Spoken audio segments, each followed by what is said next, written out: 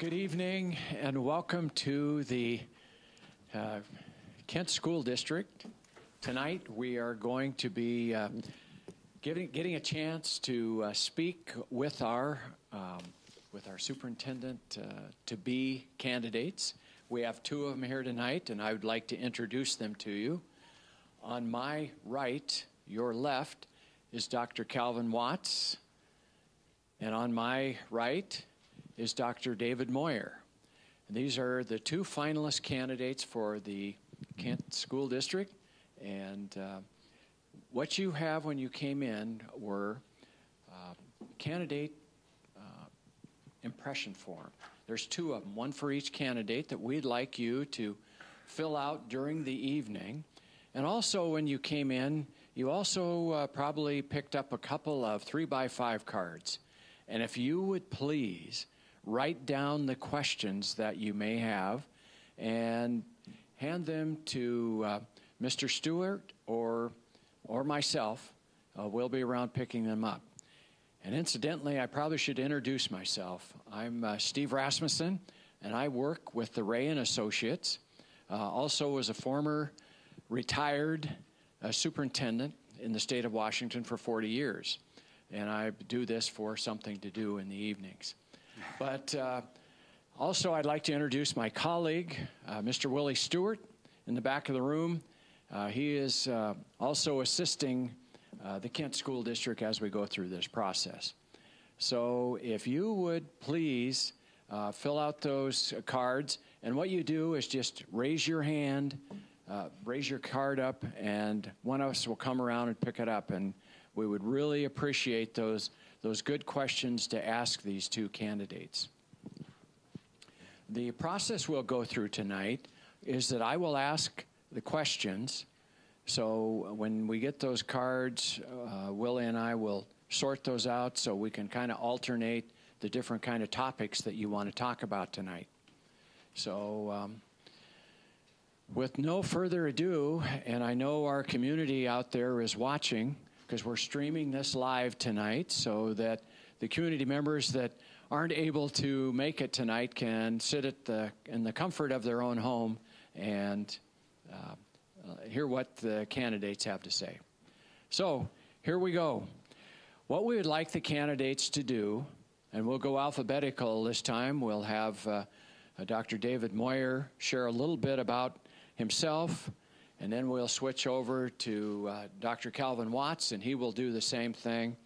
And then we will go into the next question, and while they're giving those answers, I'll pick up some of the other questions. But the question will be, why are you interested in becoming the superintendent of the Kent School District? So with that, we'll turn it over to David and answering. Tell us a little bit about yourself. David. Okay. Thank you very much for having me. I have said this at all the sessions, and it's very genuine and sincere. I think it's a terrific honor to have this opportunity, and people have treated me very well throughout this process. I've been very impressed, and I appreciate everything, and certainly consider Kent a premier school district in the country, and would be honored if I'm the choice of the board. I am currently the superintendent for the Moline-Coal Valley School District. It's in northwestern Illinois. It's the largest district in that region of the state. It's part of what's known as the Quad Cities area, and it sits on the Mississippi River and is part of a kind of a metroplex of cities in Iowa and Illinois. It's a diverse area that is similar to yours in the transformation of the community over time into one that is has many languages, people of a variety of different ethnic backgrounds, and a variety of associated challenges with the educational system in order to meet the needs of all students. I am fortunate enough to have been named a superintendent of distinction in the state of Illinois, which means that I will be under consideration for State Superintendent of the Year. I completed my doctorate from Northern Illinois University and try to remain very active professionally in publishing, presenting, providing opportunities for leadership development in the region. Brought Dr. Michael Full into the region to help work with administrative teams from various different districts in the area. And so I am committed to continuous growth and improvement for myself, and also in contributing back to the profession and helping make sure that we all share that same commitment so that we can serve students as best we can. On a personal note, try to consider myself somewhat of an eclectic person. I was a drummer. I have 5 children. They all have varying interests, from being a dancer to being involved in softball and baseball, and 2 just graduated from college. 1 is currently in college. 2 still live at home. I wrote a book. I review books. I do a lot of different things, probably just because I can't sit still. So once again, thank you for having me. That's a little bit about me, my background, and what I'm currently doing. Well, good evening, everyone. Good evening. Good evening. Thank you. My name is Calvin Watts, and I serve currently as an assistant superintendent in Gwinnett County Public Schools, just outside of Atlanta. It is the 13th largest school district in the country, with a little more than 174,000 students. We have, to our credit, for supporting students and increasing student achievement and narrowing achievement gaps, have been honored as the Broad Prize winner for urban education, both in 2010 and in 2014. I will say that to answer the question of why do I want to be your next superintendent of Kent School District, I can answer the same question as I did when I began my teaching career just 7.9 miles north of this room. I began my teaching career in Seattle Public Schools, South Shore Middle School, now Aki-Kurosi, and I realized at that moment, as a student teacher and then as a teacher, that I could have a positive impact on the life of a child, a child's family, and ultimately the community in which the child lived. That answer to that question has not changed in terms of the roles and responsibilities that I have been fortunate enough to hold in my career path. Over 22 years as a public education professional, 7 years in the classroom as a teacher, 7.5 years as a building level administrator, both as an assistant principal and principal, and a little more than 8 years as a district level leader. I've served as in that capacity as a talent management officer and area staffing director in the Division of Human Resources. I've also had the opportunity to lead curriculum and instruction as a department, as well as the Department of Special Education and Psychological Services on an interim basis. In my current role, I lead and support principals and provide the support instructionally, operationally, and with regard to civic engagement, so that they can create the environment and set the conditions so our students can achieve at higher levels. I take that job seriously, and so much so that my wife knows that we have 174,000 children with our last name. One who lives with us, of course. And that is a responsibility that I hold and certainly would continue to hold as superintendent, given the opportunity to have 27,000 children who we would call our own. While I have not served as a superintendent, I have, in my experiences, managed the complexities that are certainly akin to the superintendent's role. That includes managing and leading more than 43 schools, supporting the student achievement of more than 50,000 students in an administrative cluster. I've served as a grant writer for the Department of Education in concert with Gwinnett County Public Schools. And I do believe that this district, with its demographic shifts, with its value and diversity, the strength in numbers, the common thread of effective and quality leadership at all levels, from the boardroom to the classroom. And ultimately, what I have seen in the district in which I serve, the stability of a superintendent who works with an effective board and commands the leadership and support of a district office that supports the schools, the principals, and the assistant principals is a formula where student success shows up. I would love nothing more to align my values, skills, talents, and abilities to support the students and the families and the community of Kent School District. Thank you for having me. Steve, I was a little bit unclear. Did you want us to address our interest in Kent separately or as part of our opening statement? I wasn't quite sure how you prefaced that. Why don't you take that question right now? Okay.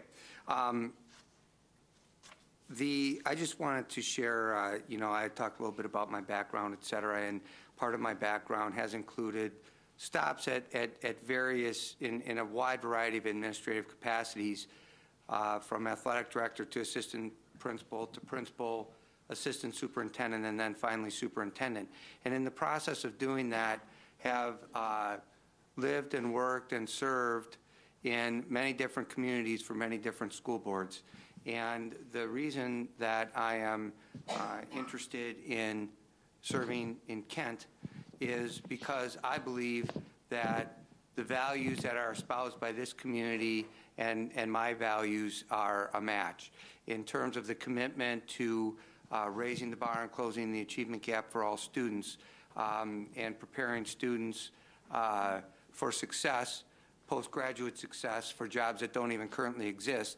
I think you have to have that commitment to all students, and I believe that this community espouses that, and I am personally attracted by that and feel that I would want to serve in that type of a situation, as well as the fact that you're working for a quality school board and a community that supports its public schools that is forward-looking, innovative, progressive in its mindset about how to accomplish that mission of educating all students.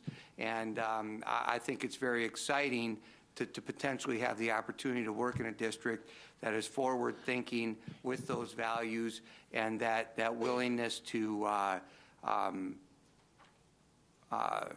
push the envelope into some unknown territories, as opposed to, maybe the status quo of what was successful 10 years ago, 20 years ago, and just doing the same thing over and over again, and expecting different results for different purposes, which of course doesn't work. So very committed to all students, believe that I share those values, and so from a match standpoint, I believe that I have the personal, I guess, belief system that is what you're looking for in Kent. Get a chance to answer that? I did. Thank you. All right. Thank you. Here's a question, and I'll start with Calvin. Dr. Watts, what role do you see students playing in the school system at the district level? What role do you see students playing at the district level?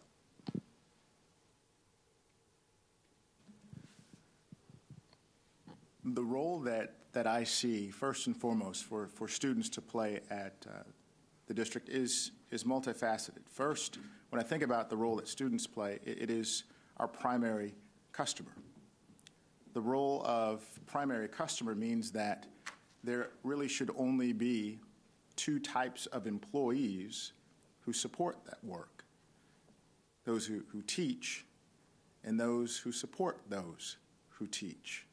Because ultimately, everyone's work is and should be aligned to meet the needs of our students, current, past, and future.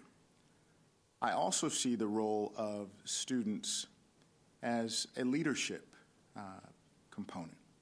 And if you think about every school, over 15,000 school districts in the country, in every school district, in every school, if we do the math, 90% of the human capital in every school is made up of students. And yet, we often focus on the power and the product and the performance of our adults. Now, leadership capacity for our adults is clear and critical. I believe that our students should also play a leadership role before they understand primary leadership components of goal setting, of leading themselves, making appropriate choices, effective communication skills. All of those components are critical to leadership development.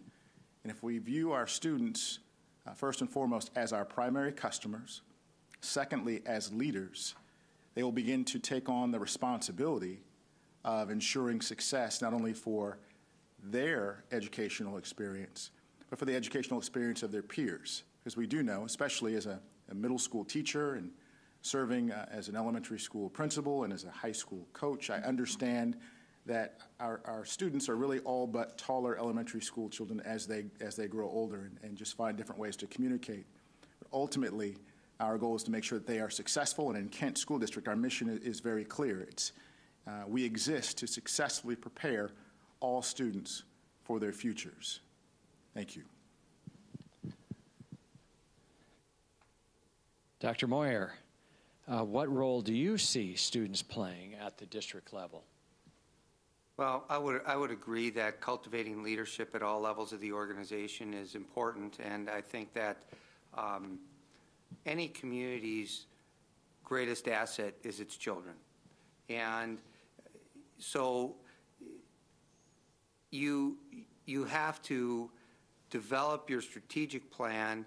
In our district, we call it an operational plan, but our operational plan says raising the bar and closing the achievement gap for all students. And if that is truly what you're all about, you have to keep students at the forefront of every conversation. If you take a look at all the research on effective, best instructional practices, the difference between the proficient and the excellent teachers always have to do with the role of student ownership, student involvement, student engagement, students teaching other students.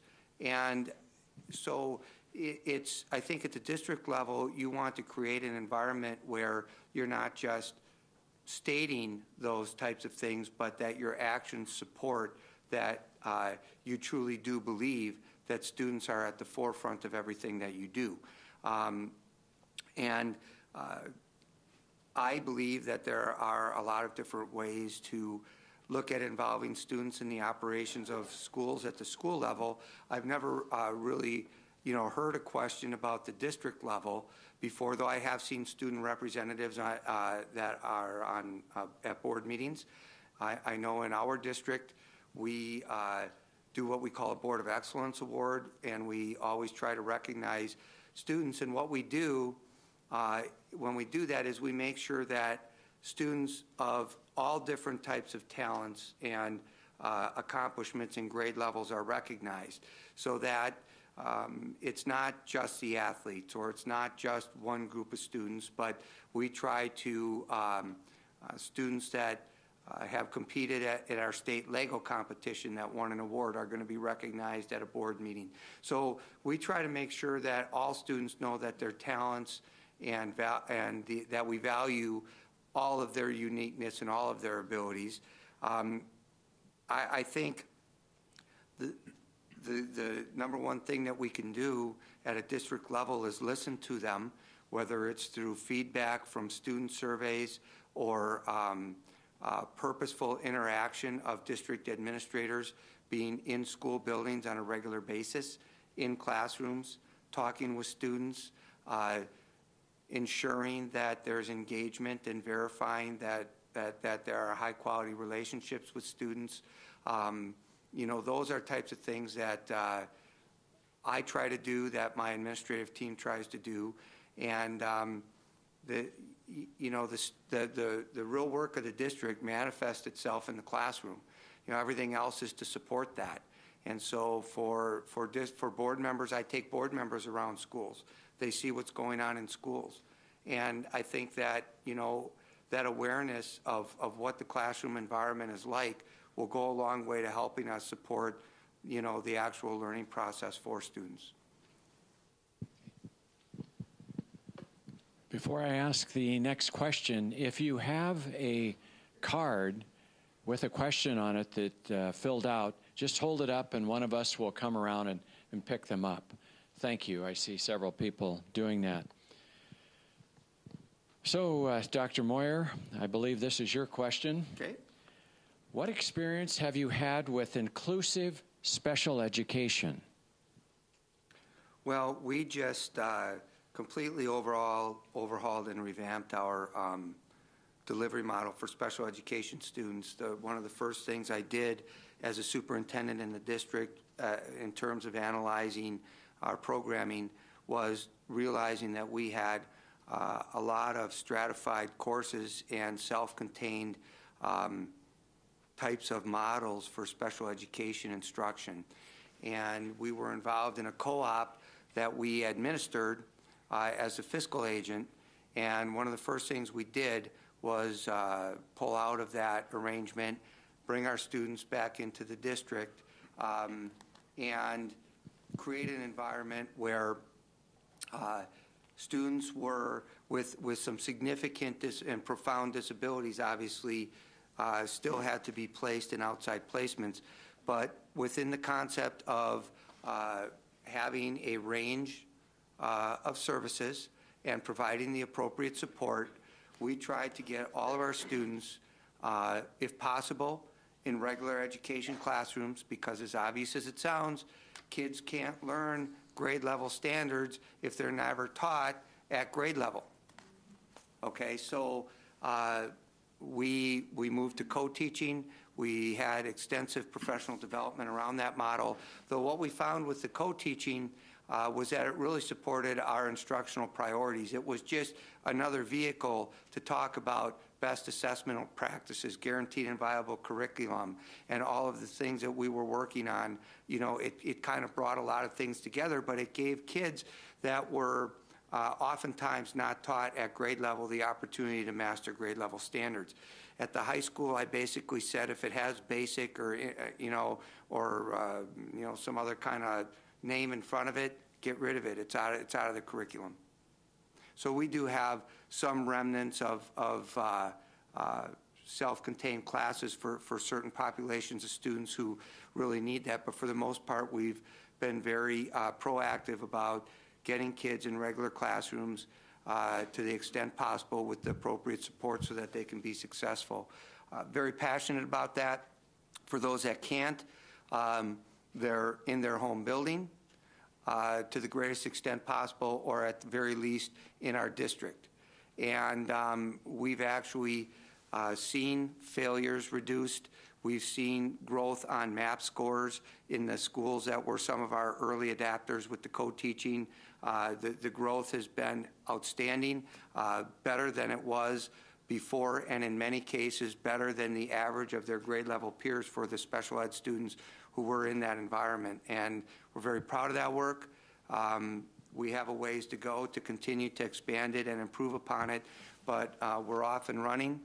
And we actually had a story of a child who was in the co-op environment, came back to the high school the first day of school, and a student that he used to play ball with when he was a kid recognized him, looked at him and said, you know, are you so-and-so? And the kid went, and the parent told the principal how excited they were that their child felt that he was now able again to be around his friends. And so we're very committed to that in our district. I could talk on and on about it more just because I'm so passionate about it, but that's a little bit of where I've been at, and actually did the same thing in the previous district I came from before because we were dealing with similar circumstances there. Dr. Watts, what experiences have you had with inclusive special education? Experiences that I've had with inclusive education have been rich and varied, and one in particular that occurred about six years ago at the conclusion of adequate yearly progress. We were making the shift where several of our students who have been identified as students with disability did not make adequate measurable objectives, and ultimately did not achieve at the level that we certainly intended. So I want to begin by saying this. You can't change someone's beliefs as easy or as quickly as you can change, or until you change their behaviors. And what I realized is that there was a level of readiness that our teachers weren't quite there. Bottom line, our teachers did not believe that our students with disability could perform at higher levels. And that was a problem. It was a mindset concern that was pervasive throughout our district. And so John Cotter, who is famous for his writing Heart of Change, speaks of the change management theory. And that first step in change management is to develop a clear sense of urgency. And the data spoke, and a clear sense of urgency was placed. We needed to change the message to our teachers, to our assistant principals and our principals, our students, all students who are capable, well within the range and continuum of services, need to be taught, instructed on or above grade level. Increasing levels of rigor or cognitive demand for our students was at the forefront. That was a priority, not only from an instructional standpoint, but also from an assessment standpoint, particularly in the formative assessment, where we would adjust instruction accordingly during the classroom session. So what took place was a clear message from the district office to our local schools that provided a new model of collaborative teaching, really not a new model, but a new model for us to implement at high levels. Training took place to ensure that our special education certified teachers were able to work in collaboration with general ed setting teachers, so that special education strategies could be paired with general education content knowledge, and ultimately the level of rigor in the classroom increased. What was the result? Ultimately, our students increased their opportunities to engage and show progress based on their IEPs. We did see a decrease of students' eligibility conferences for special needs discussions, and ultimately we saw, as our AYP measures increased, we did see evidence of increased student achievement based on the summative assessment scores. Now, I'm not here to say that test scores are the only measure. I am here to say that the test score was evidence that the mindset and the shift that needed to take place was in full effect. And today, we see no evidence or very little evidence of a mindset that students, regardless of their social, emotional, or intellectual ability, are able to achieve. That mindset is clear. The expectation is set.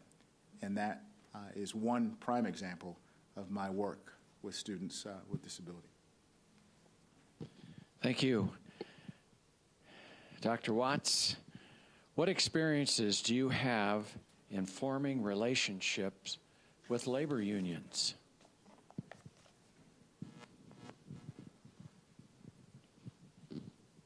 I can share with you one primary example of a teacher educational agency that did present some challenges. I serve on a governing body known as the Teacher Advisory Council.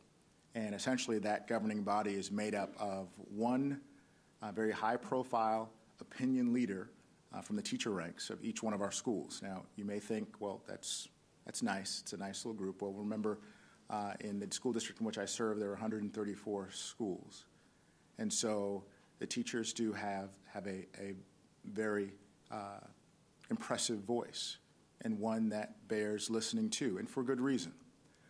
Well, in this instance, if all of you were teachers over the last 6 years in Gwinnett County Public Schools due to the Great Recession, and you entered your profession, for 6 straight years, you would have not have received a pay increase.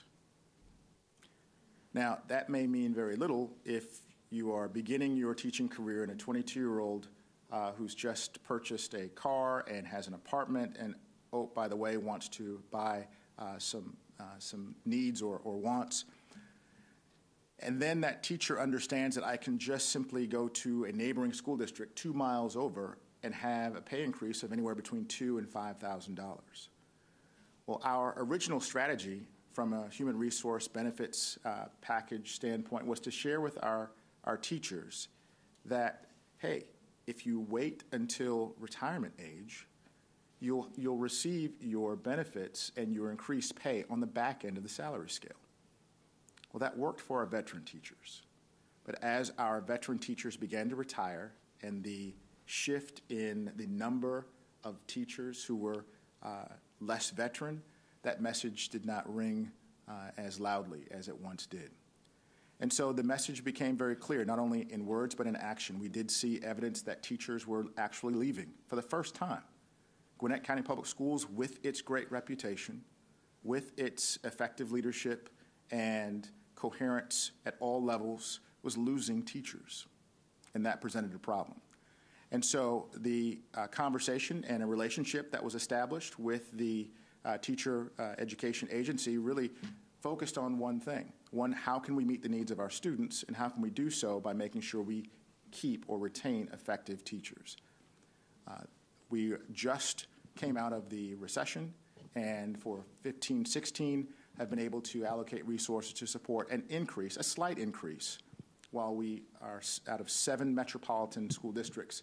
Currently, Gwinnett County Public Schools ranks 7th out of the school districts regarding first-year teacher salary. After this pay increase, it has moved to 5th. And so we have seen some unity and peace, if you will, amongst the teacher education agencies, as well as that relationship that's been established and maintained with the district office. Thank you, David. What experience do you have in forming relationships with the labor unions? When I took my first superintendent position, actually I'll go back to when I took my first principal position in McHenry, at McHenry East High School. The contract was not settled, and we were actually making strike plans. And my first day as a principal, the teachers were marching in front of the building carrying signs, getting ready to go on strike. That was not the greatest way to begin a principalship. And at the beginning of that year, they were very skeptical of me being new. And it took a period of time through the end of the, throughout the end of the year to establish that trusting relationship through communication. And eventually, we ended up with a positive relationship. But it was kind of interesting that when I took my first superintendent job, something similar actually happened at the beginning of that. And there was no, in Burlington, was no formal process for district and association communication. So we established some ground rules to have regular ongoing conversation among administrators and teacher association leaders in the district. And that proved to be a good move, because we had, not only was it the right thing to do, but shortly after we began some regular dialogue about common interests and serving students and district, district operations and things, Governor Walker in Wisconsin decided that he wanted to blow up the unions, and actually did that. And so it was a very challenging situation for us to navigate through, but we had I was very supportive of the teachers, and I think that they knew that, and tried to work through some of those difficult challenges that they were experiencing, because they were actually going to be taking, so in some cases, some rather significant loss in take-home pay with the new retirement laws that were being implemented. And it was a very tumultuous time up there. If you followed the news, people sleeping at the Capitol for weeks, and it was craziness. So I had to work through and help navigate through that, which I think we did effectively in that district. then when I went to Moline, the Board of Education was scheduled to make some budget cuts the month before I got there and chose not to. And I inherited a budget deficit that went from what would have been a $1.8 million deficit in the education fund to a $3.8 million deficit in the education fund right out of the gate. And so the first thing we had to do was make some decisions on some pretty significant budget reductions, which never goes over well. And I don't know the extent to which this community's ever been through any kind of a cost-cutting phase, but I can tell you that it really doesn't matter what level you support your programs at. Anytime you pull anything back, people have something to say about that. So that was a challenge. But what I think was interesting that came out of that challenge is I try to focus on not either or, but both and types of scenarios. So I don't like the either or thinking trap. So my goal with associations is to focus on common interests. And an example of that is we have a teacher, we're working on developing a new teacher evaluation system to coincide with the new state expectations.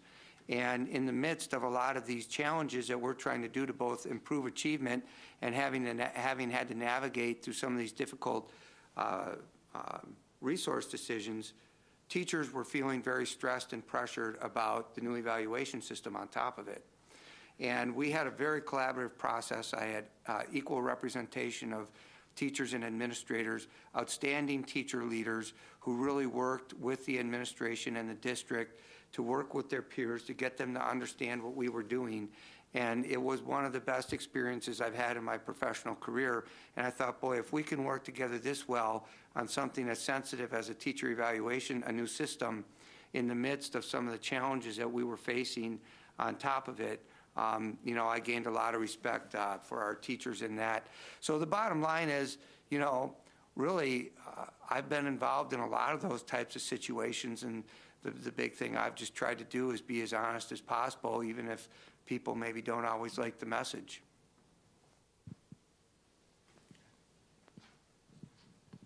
Okay, David. David, it's your turn again.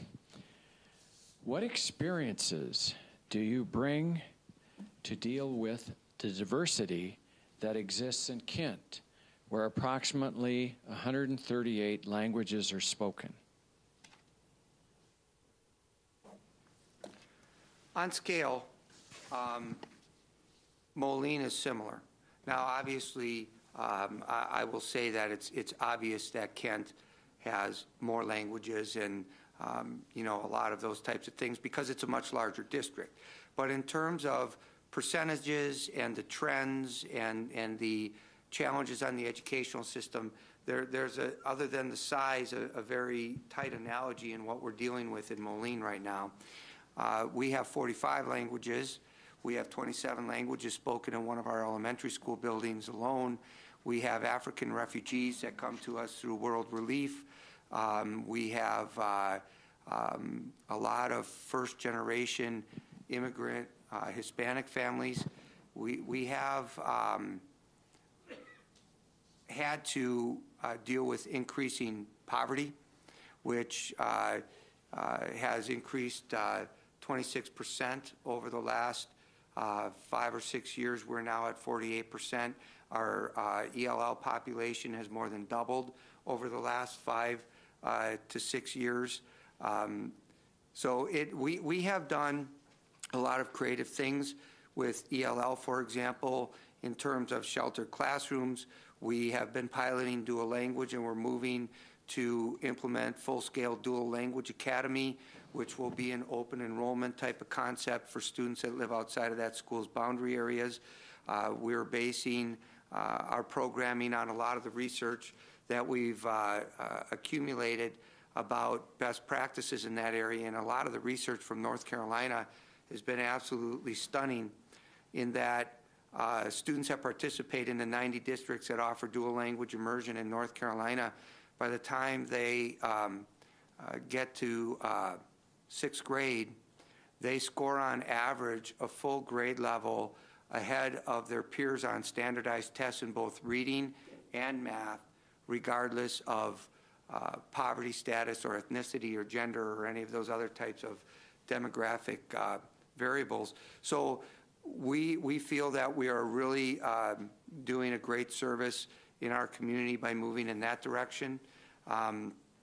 We have a commitment as we revamp our website to be more communication friendly with better usability for our Spanish-speaking community members. We have a very strong relationship with the Boys and Girls Club and the CASA organizations. I'm on the Boys and Girls Club board. I have another district office administrator who's on the CASA board. We have been tried to be proactive about recognizing what's happening in our community. And the challenge that we have faced is that our community is a community of many people who have lived there their entire life. And some people are still surprised when they learn what's actually happening to transform their community. And we have to do a very good job at communicating with not just the people that are coming into the community from the outside, but those that have lived there their whole life, to get them to understand the educational needs, how we're trying to serve these students, and why it looks different than what maybe they were used to when they went to school. Hey, Dr. Watts, what experiences do you bring to deal with the diversity that exists in Kent with approximately 138 languages spoken? The experiences that I bring to respond to our tremendously diverse community are multiple. I will say that in my current district, in my current role, we continue to break records every year. We've never been as large as we are. We've never been at the same time as socioeconomically, linguistically, ethnically, racially diverse as we are. Each year we break records. Now, given that, there is the expectation that all students will have the opportunity to learn, given the resources, both human and funding and time, and we've seen evidence of overall improved academic achievement as a result. Now, here is the reason why. While the district itself is a little over, as I mentioned, 174,000 students, over a 15-year period, the shift from the demographic shifts regarding our subgroups, including ethnicity and free reduced lunch eligibility, have been tremendous, and again have mirrored the shifts that have occurred in Kent. One example I can share with you as a school-based leader, as a principal of a high-performing middle school with 2,000 students. I'll share with you one evening at a PTA function, there were 3 separate functions taking place that I was responsible for facilitating. One of those, I needed to spend the majority of my time. And I made sure that at our Hispanic and Latino family night, which was, again, instituted through a conversation with parents who asked me the question, how do I find out more about what school is supposed to be like? Well, I took that and I said, there's a performance culture gap, and there's information, which is power. And so I shared with the family, why don't you come to one of our PTA nights, you bring a friend, I'll make sure I have interpreters there for you, and we'll start there. Well, the first night, 15 families showed up. Now, I had some pushback from some of my staff members who asked, well, why are we doing this? And I responded, well, tell me why you think we're doing this. And the question, again, began to arise, well, our population percentage is only 15%. To which I replied, well, at what percentage should we begin attempting to meet the needs of all of our community stakeholders? And that was the end of that conversation. And after the first evening, that next month, we had double the amount of family members, and it was shared with me, thanking me for, and our staff, for providing an opportunity to be a part of the organization. Thank you for the opportunity for allowing me to get a glimpse into the performance culture of what school looks like or should look like, and how can we be successful? How can I ensure that I have a successful home learning environment when my children come home from school, so that they can have the same access to the resources that all students have at your middle school. As a district, one example, over time, in 2009, Gwinnett County Public Schools was a finalist for the Broad Prize for Urban Education, and I shared that with you. The beauty of that award is that it does not, a district cannot apply for it. The Broad Foundation takes a look at 75 top school districts in the country with more than 40,000 students, and takes a look at their achievement scores over time, over a 3-year period. And ultimately, what was seen is that gaps were closed high. Now remember, gaps can close low. So higher performing students can perform lower, and lower performing students can perform just a little higher, and that gap will close, but it will close low. The goal is that our gaps are closing high, and that's what was happening for all students, regardless of socioeconomic status, regardless of race and ethnicity.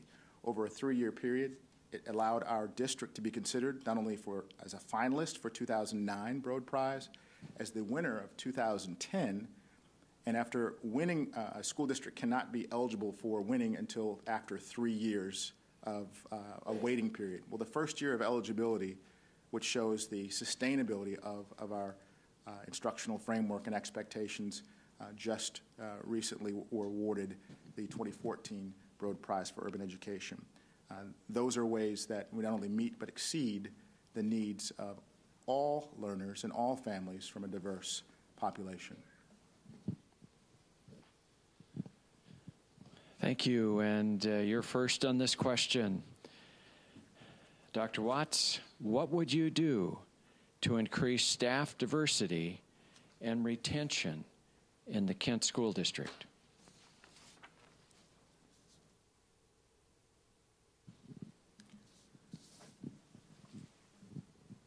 So what I would do to increase staff diversity and staff retention in Kent School District is to first begin with our data.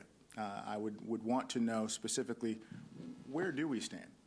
What do our teaching ranks look like? And so from a balanced scorecard or from a data-driven conversation, I want to know who exists from a demographic standpoint.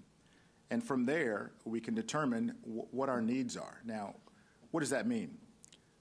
Does it mean that our teaching ranks should one-to-one reflect the demographic patterns of our students? I'm not here to say that. However, I am here to say that what I know for sure is that our students who are 21st century learners will be better served if they know how to get along, respond, communicate, collaborate, to work creatively and collectively with a broad range of individuals from all walks of life, from all races and ethnicities.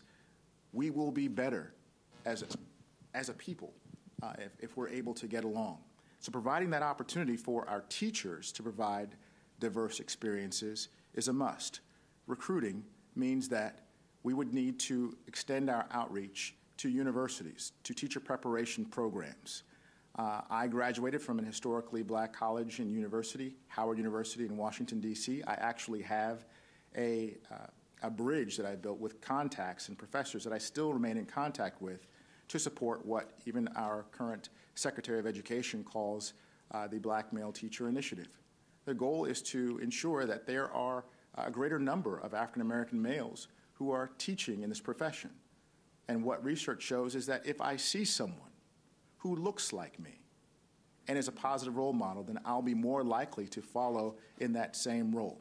And that's an opportunity that we can provide for our teaching staff when a vacancy occurs.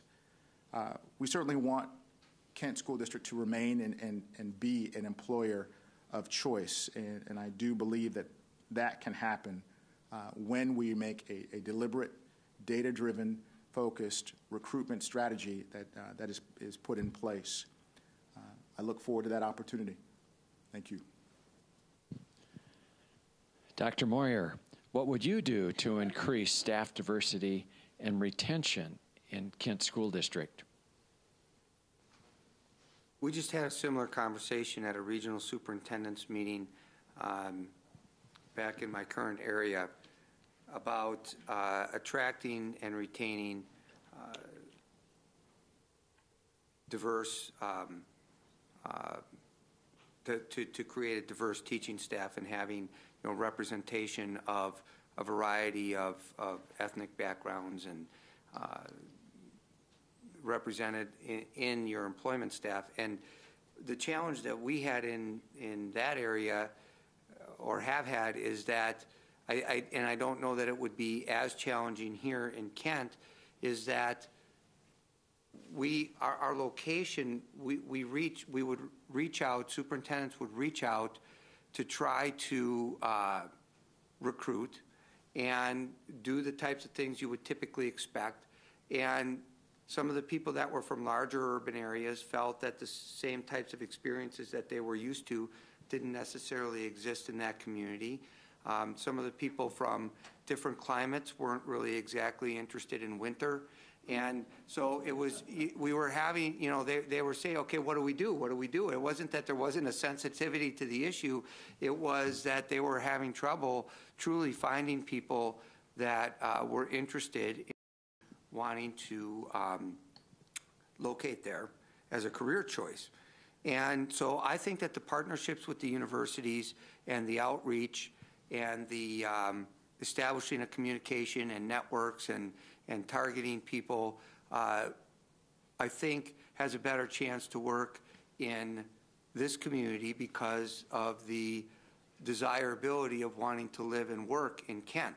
But I also think that you still have to be proactive and creative. And one of the things that I think has some potential is kind of a grow your own kind of a concept where you target students in high school that have potential, because we have a lot of students in high school that aren't going into teaching, period, regardless of their ethnicity, who, and we need to attract, make the profession attractive to these people. So to young people, and view education as a place that they want to be. So identifying some talent in high school, I think, could get creative with having people decide they want to come back and relocate in your area. What we have is a lot of young people that we find are leaving Illinois or leaving areas, whereas here I think you have a better chance to get those people, those young college graduates, to decide, hey, we want to come back and live in the Kent area. And so different creative things about student loan forgiveness, perhaps, or making a commitment to come back to the district for a certain period of time. If you work with some financial incentives or signing bonuses or whatever the case may be. But I also think that it doesn't just apply to the classroom teacher, though I'm sensitive to that, because I've had children, and even if it's just gender, a lot of times people go through their entire educational career, and it's not until they get into, they could be in 6th, 7th grade before they see a male teacher.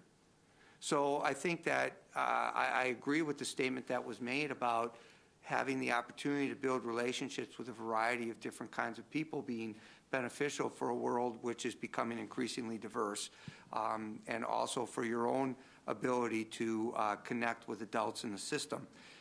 But I also think it's important at the leadership level. And I think targeting promising teachers that have some interest in pursuing a career in administration and doing some internal cohorts and in-house university types of concepts by partnering with local universities to help people move through an administrative career path is another way to make sure that you have some representation going into the administrative ranks that include African American, Hispanic, female, et cetera, prospects for administrative jobs as well.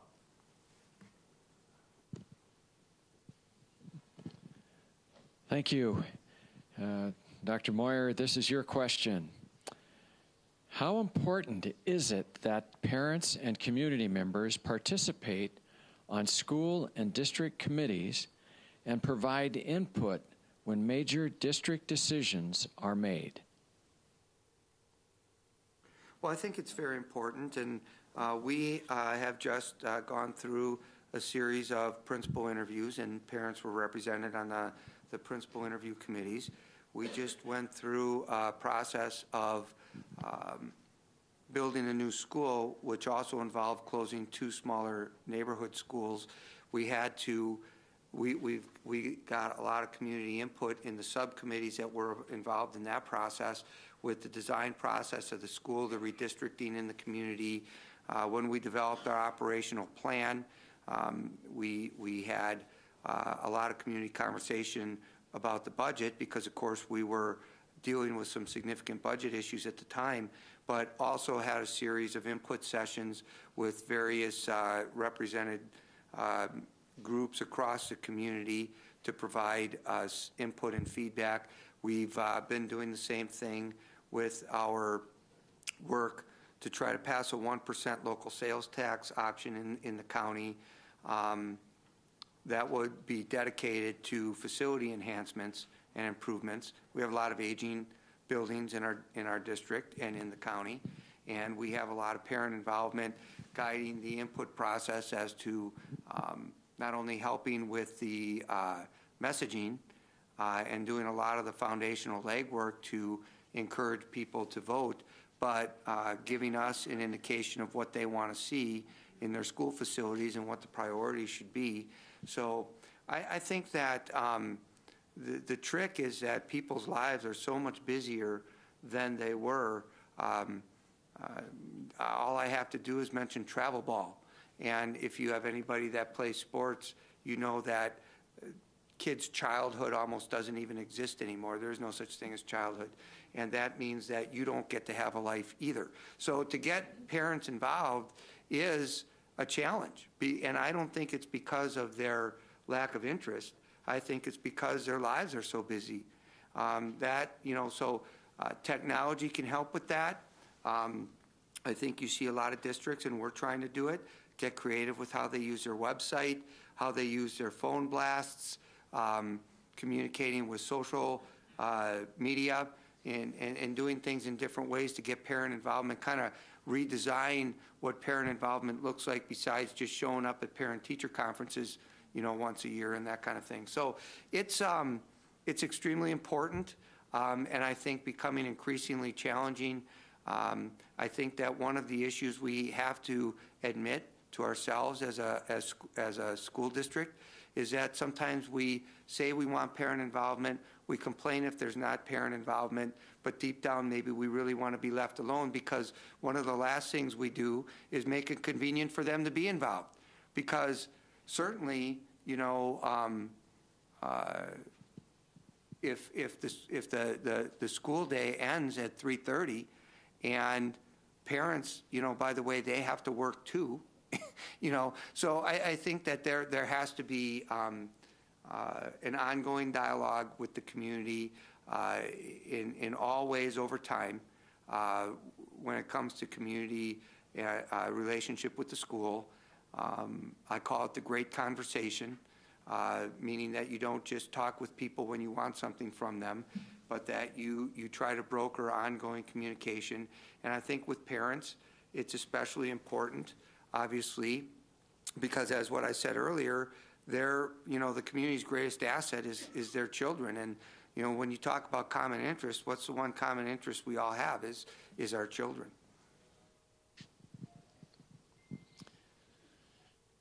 Dr. Watts, how important is it that parents and community members participate on school and district committees and provide input when major district decisions are made?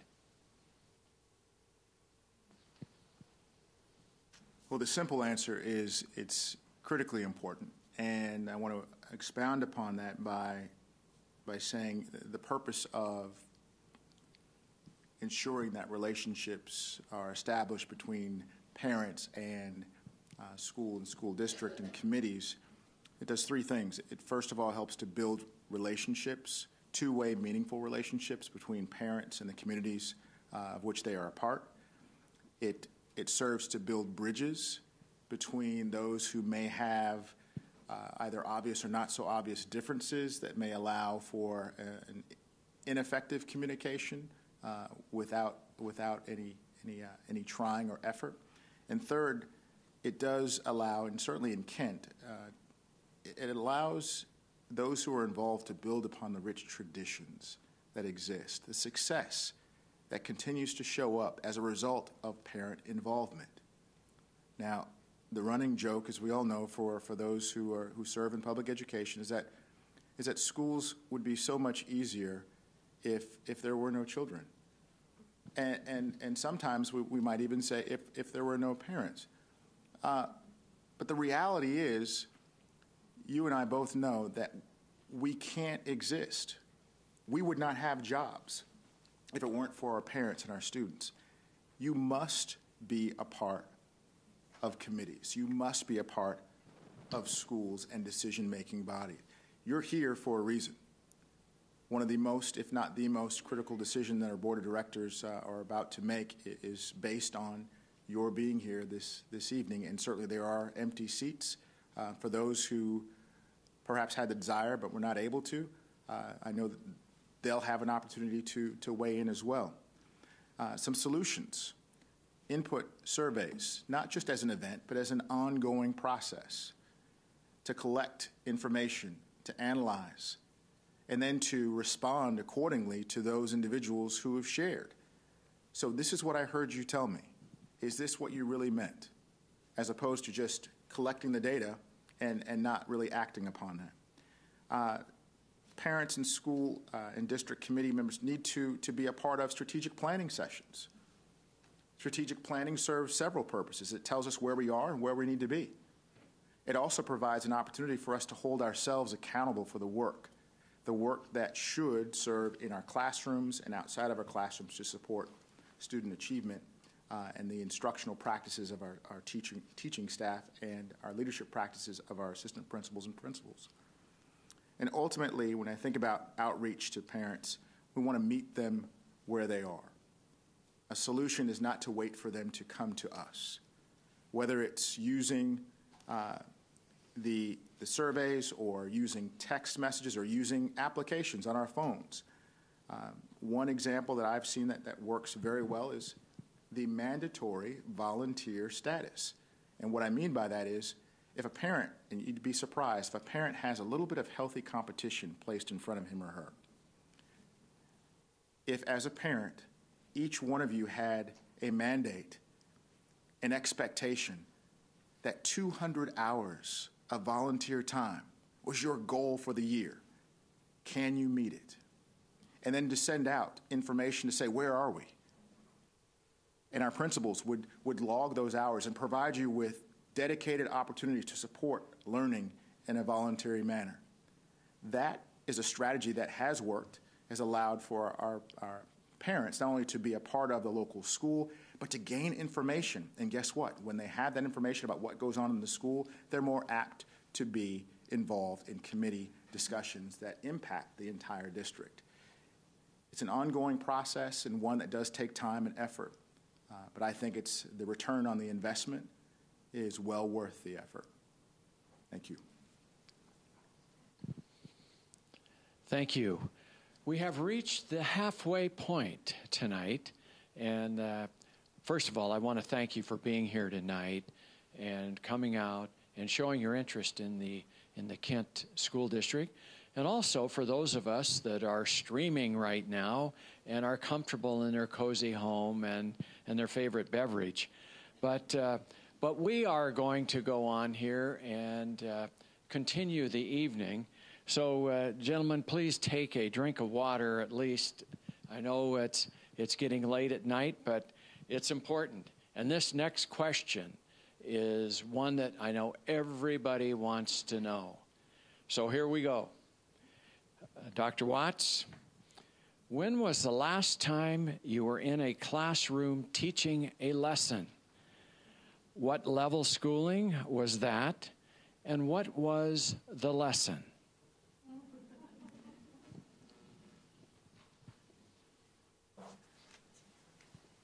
The last time that I was in a classroom teaching a lesson was actually less than a month ago, and the lesson was actually supporting teachers. And so it was an instructional coaching opportunity where I had an opportunity to provide a segment of content standard analysis.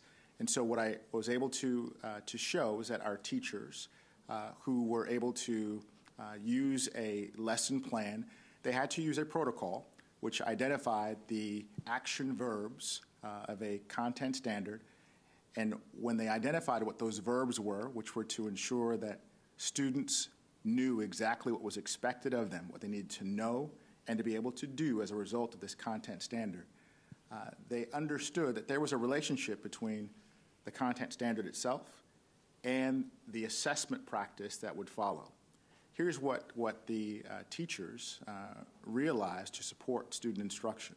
They realized that the verbs that were used did not match the level of assessment. The verbs that they identified in the lesson were knowledge verbs: think, identify. The actual assessment called for the students in their lesson to use reasoning skills, distinguish, simulate. And ultimately, when we see actions like that, which do have, causes us obviously to have a gap between the level of instruction that may be appropriate. I'm not here to say that knowledge level of instruction is not appropriate. However, when it's misaligned with the level of assessment that is here, we may get a false positive. In this case, we understood why students would not perform at the level that they needed to. It didn't mean that they didn't know it. It meant that the level of instruction was misrepresented with the level of assessment. That was the last time that I was in a classroom. Certainly enjoyed the opportunity and will always consider myself a teacher and an instructional coach, and certainly would support and continue supporting that opportunity as a superintendent. Thank you. Same question, Dr. Moyer. When was the last time you were in the classroom teaching a lesson? What level of schooling was the lesson, and what was the lesson? Okay, well, I am in classrooms probably more than most superintendents that I know because our commitment to student achievement, I think, dictates that if that's what your organization is supposed to be about, then as superintendent, I need to be the lead learner of the organization.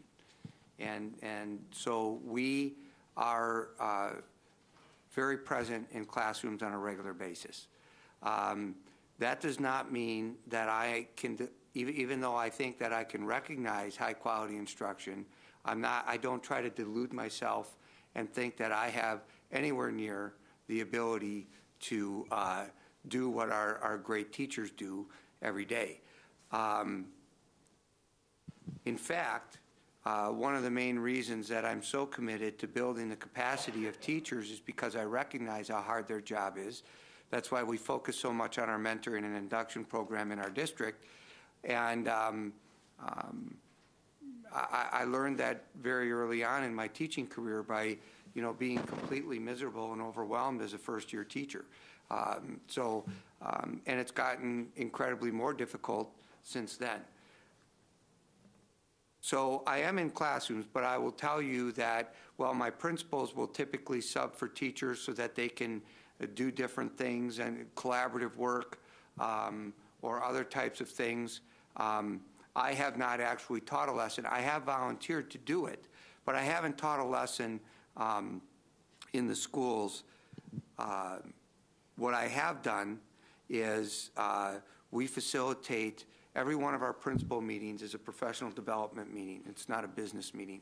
So we, in the district office, are always conducting learning sessions at those meetings. So what we try to do are model best instructional practices in that setting that teachers can take back to their building and work with their teachers. I also facilitated a learning session with our first-year teachers on professional learning communities. And I did the same thing. I tried to incorporate the types of things we would want to see them do in their classroom. Now, I know it's easier with adults, okay, so I'm not trying to pretend that it isn't. But I also am trying to indicate that I don't feel that I'm removed from the process, that I don't understand what goes on in the classroom. The last time I actually did formally teach was I have been an adjunct instructor at Aurora University, Western Illinois University in Illinois, and I have taught graduate classes running the gamut in the ed leadership programs of just about every course that was offered other than finance and law. And did that for a period of 8 to 10 years teaching college courses. So not, again, suggesting that that's the same, but had the same type of approach in that we believe that as an administrator, you should be modeling what you expect out of everybody else. And so I took those classes seriously and tried to make sure that I was prepared and that the lessons were of high quality and that people had things they could take back to their district with them when they left the class.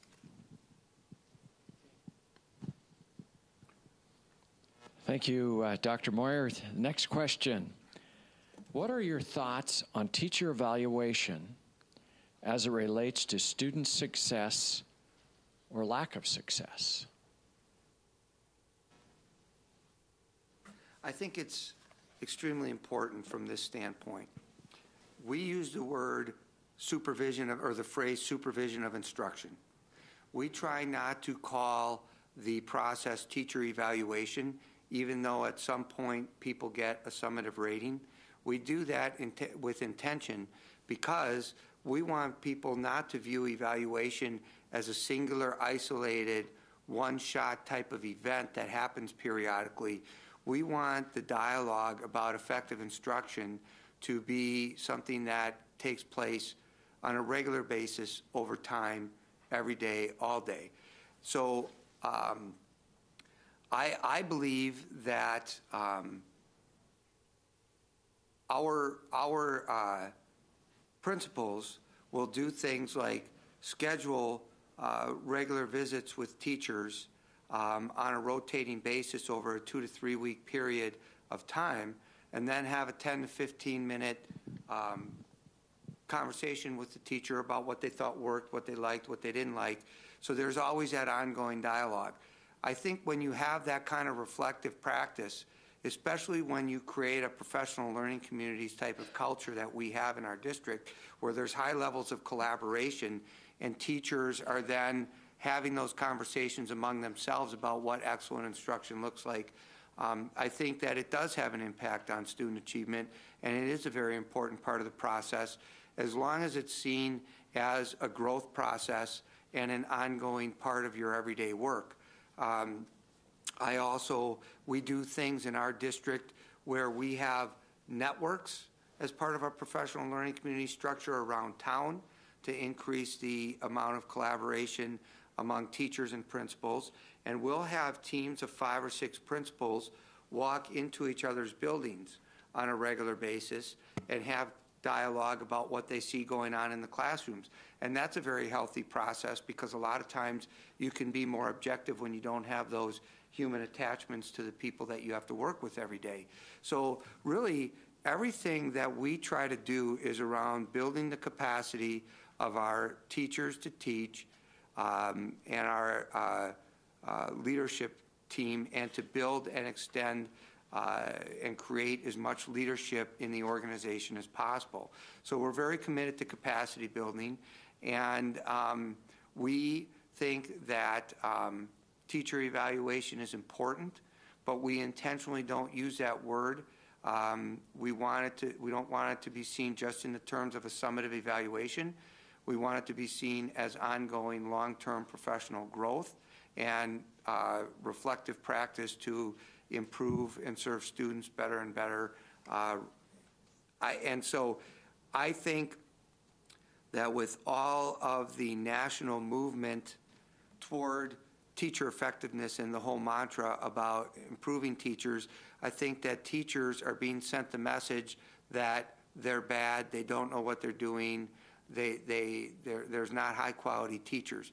I think what the message should be is that your job keeps getting more complex, and we want to try to support you to help to continue to get better at meeting the needs of students so that they can be successful when they leave the system. Dr. Watts, what are your thoughts on teacher evaluation as it relates to student success or lack of success? Well, let's begin with the end in mind. Student success is our goal. And student success really is defined as our students' ability to reach an agreed upon goal, whether it's from grade band to grade band or ultimately from pre-K to 12th grade with eligibility for graduation.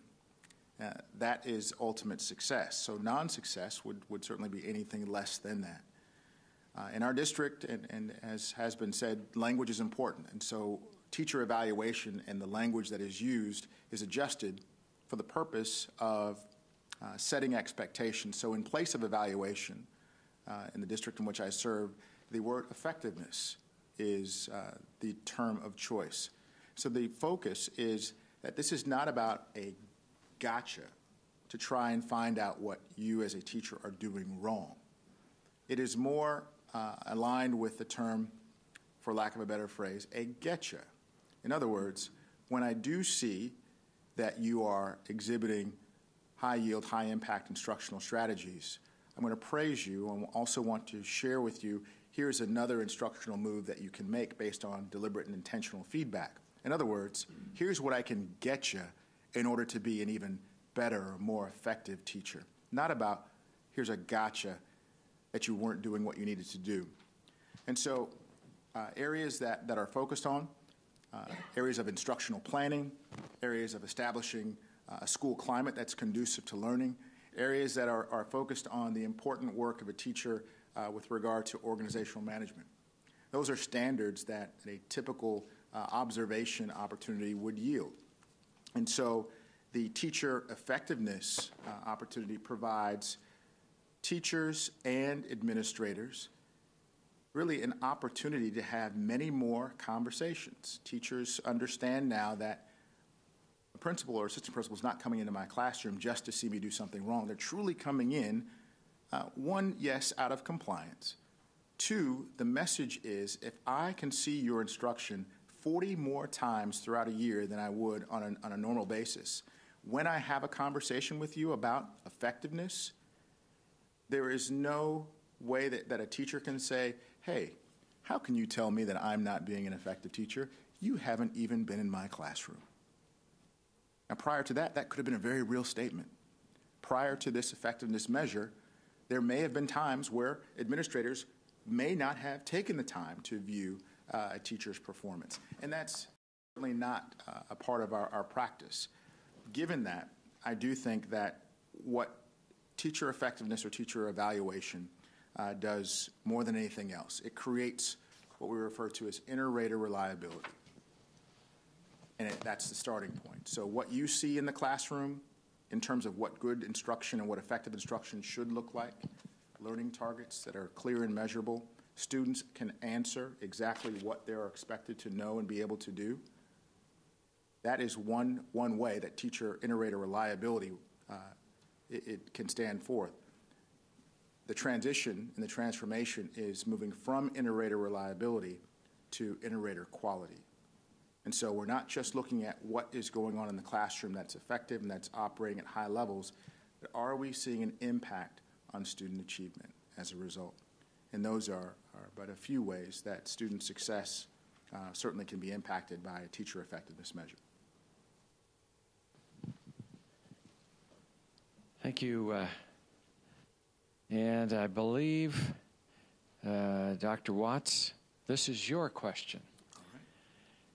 As the district has changed, cultural competency has lagged greatly. How will you approach and address this issue?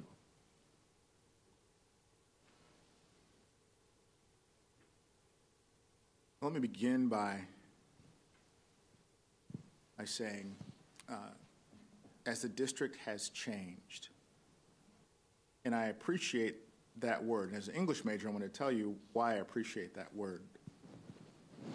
The district has changed versus the district is changing. So let's think about that. Think about anyone who's ever painted a wall. If the paint is drying, what do you do with the pictures and the artwork that you had to take off of the wall? Can you put it back up? No, you can't. You can't because the paint has not dried yet. It's drying. And so we really are waiting for something to happen, whatever that is. But if we say the paint has dried, we're then compelled to do something different as a result. So I appreciate the fact that the question was posed that our district has changed. I recognize that. And so given that, we're compelled to do something differently. Now, the second part of the question is that cultural competency has lagged. And my interpretation is that if cultural competency means that I, as an individual, am taking into account the differences that exist between each one of us, and while I can't know every component, as is referred to, circles of our multicultural selves, we refer to ourselves in many different ways. However, if I take an opportunity to reach out and get to know you, which I believe is a strength of mine, the ability to establish a relationship and understand where you're coming from, and by that, what brought you to Kent School District if you're just joining us, and really genuinely asking, we're glad you're here, as opposed to, gosh, I really want to say, I'm not comfortable having a conversation. I really wish that the families of the past would come back. And you might say, that's a terrible thing to say. I can share with you that there are families and there are individuals in the district in which I work who believe that. I believe the opposite. I believe cultural competency at the forefront implies that I am willing to accept differences, to embrace differences, and to understand that my perspective is not the only one. Now, we can get lost in what I call paralysis of analysis if we are constantly simply looking at each other's differences and comparing. Well, ultimately, let's look at our differences and see how we can meet the standard together. The standard of parent participation. It may not look the same, but the effort should be to our students. Now, the standard for performance should be the same, but how our students arrive may be a little bit different. And so some of our teachers may need to understand a little bit more about how to communicate, how to connect with all students. Now, it's a sensitive topic. I do understand that. It is one that I do believe is more complicated than complex. If I take the time to reach out to each one of you in this room is very different from me. And I embrace that. Given that, I would expect the same. And if each one of you took the opportunity to reach out to me or to someone else who is different, it's a cliche because it's quite frankly, it's true. This world would clearly be a better place as a result, because those 21st century skills begin and end with what I've just described. The ability to communicate effectively, to collaborate, to think critically about the world we live in, and again, to build consensus as a group. So that would be my plan of action for cultural competency lagging behind. Thank you. Dr. Moyer, as the district has changed, cultural competency has lagged greatly. How will you approach and address this issue? I think that everything begins and ends in a public school district in today's day with the fundamental belief that all students can learn. And I think it's unfortunate that still too often across this country there are employees of public school districts at all levels of the organization who don't truly espouse that belief. And I think that what is required is, you can do trainings on things, you can take a look at hiring practices, and all of those things are important to support the belief system. But if all you focus on is structure, then you're not going to get the changes you're looking for. So assuming that the statement is true, that cultural competency is lagging, you have to focus, in my opinion, on the cultural fixes that will lead to the ultimate transformation to a healthier approach. And I do think that there are adults in the organization, there are taxpayers in the community who don't have kids in school. There's a whole range of people that are involved either directly or indirectly with needing and wanting a strong, healthy public school district in a vibrant community. But I think ultimately our calling is to ensure that all students learn. And so I think that the biggest way we can address, and I'm taking this into a little bit of an academic path, the biggest way we can address improving cultural competency in a school district is reforming the way we assess students.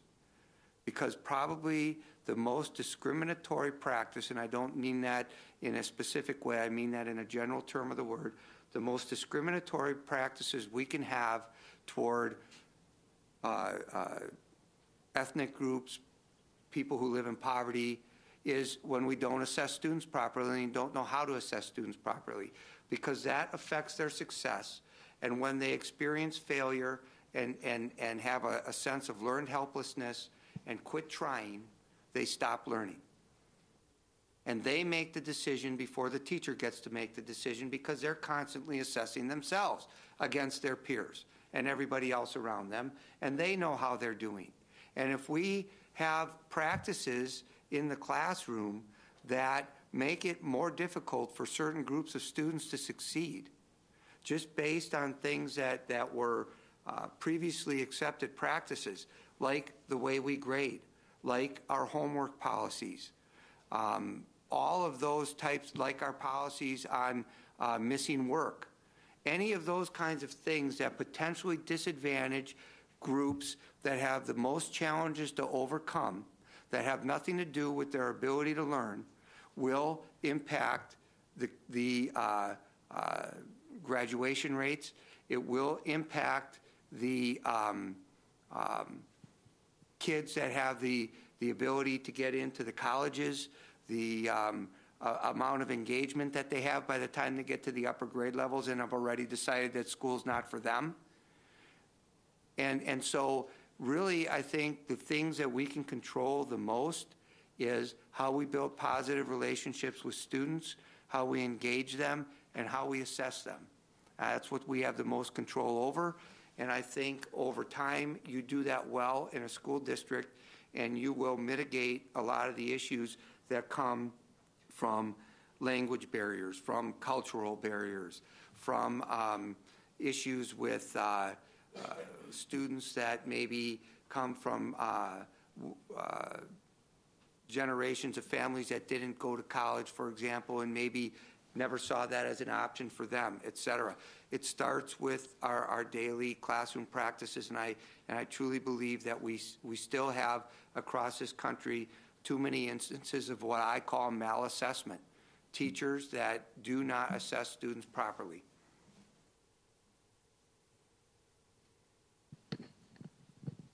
We're going to change gears just a little bit. And Dr. Moyer, this is your question. What would be your commitment to the Kent School District? Will you stay around for this entire journey and see your change and those things that you implemented actually work or not work? Or will you jump ship at the first opportunity? Please explain and elaborate. Well, you know, I always joke about this because they always ask you to stay for 10 years, but they never give you a 10-year contract. So, you know, but no, where would you go? I mean, really, literally, if you were looking at a career path and you were me, what possible reason would you have to look at wanting to go to any other district besides Kent? It's a premier district. It's a great place to live. You have the resources. You have the belief systems to have. And I made a statement before when I have talked with people in the districts I've worked is, you know, first, we're going to be the best district in the region, and then we're going to be the best district in the state, and then we're going to be the best district in the Midwest, and then we're going to be the best district in the country. I mean, there's no reason to accept anything other than wanting to be the absolute banner district that everybody in the country looks at and says, this is how you do it. Now, some districts have more resource challenges. Some districts have further ways to come. Some districts may realistically never have the opportunity to achieve that, even if they continue to aspire to that end.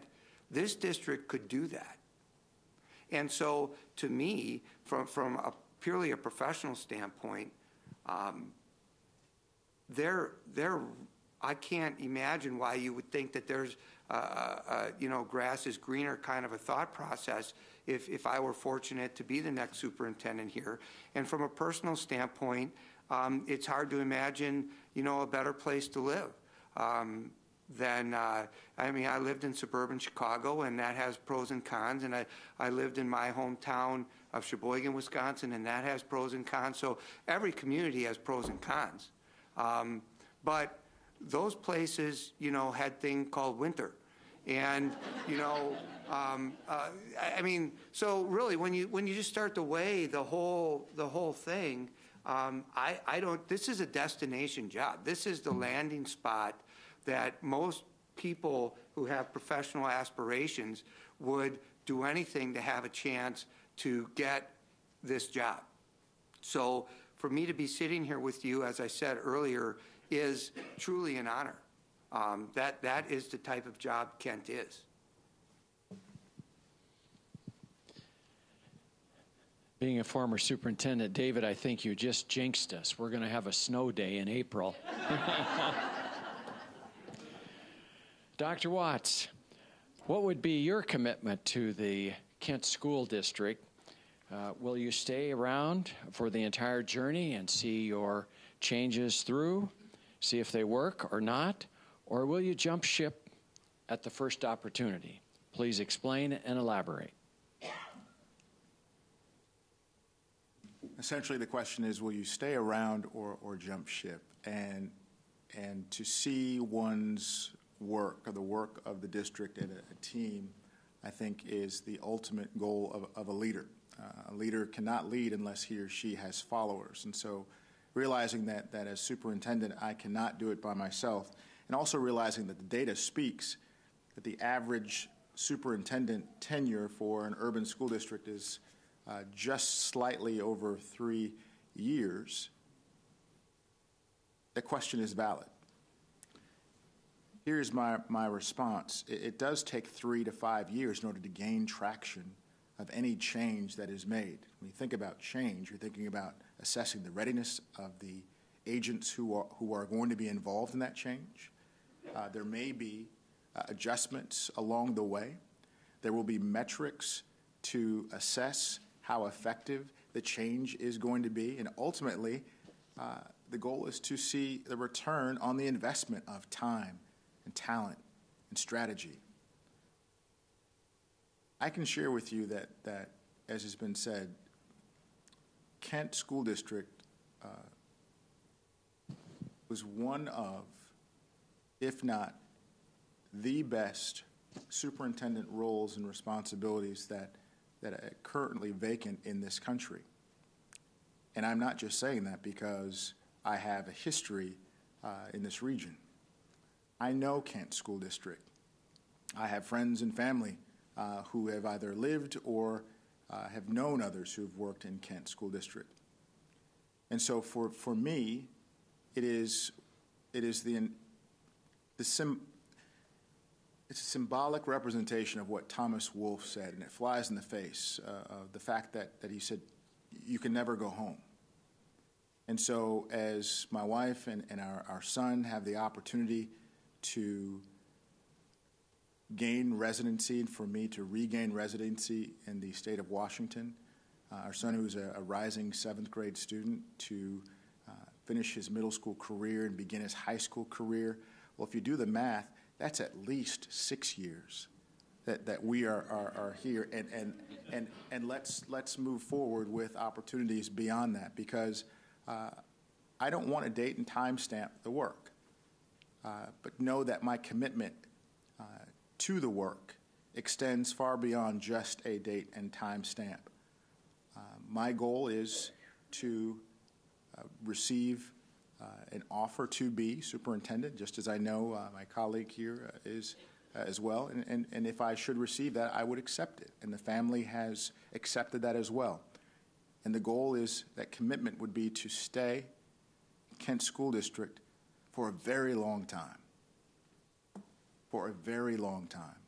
So that the board superintendent governance team could help turn that vision that I would want to establish into reality and sustainable improvement in performance for all students, all 27,000 of them.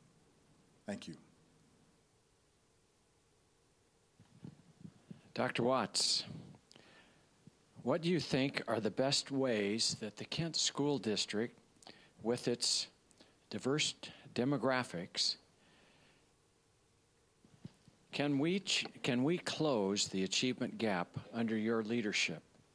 Cite some specific strategies and ways this may be done.